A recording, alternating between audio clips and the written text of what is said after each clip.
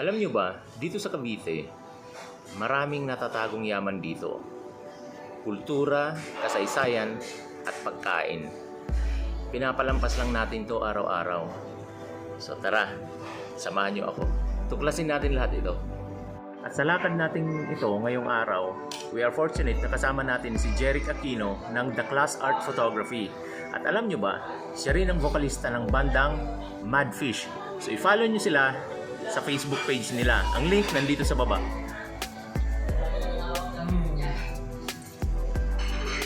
Ang first stop natin ay sa Hidden Tapsihan dito sa Kawit, Cavite. Alam nyo ba, ang Hidden Tapsihan, in-establish ito noong 1990. So napakatagal na ng kainan na to. Hanggang ngayon, nagsiserve pa rin sila ng masasarap na pagkain. Kagaya nitong longganisa na sila rin ang gumawa.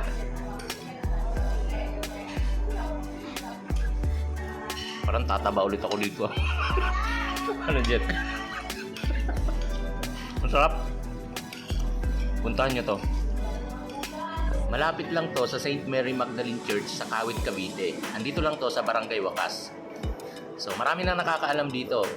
Pero in case na kailangan nyo pumunta, napakadali pumunta rito. Sarap.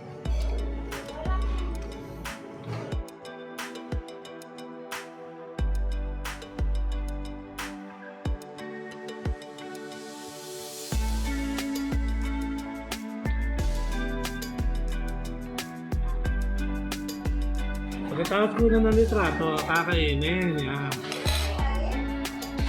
Kain.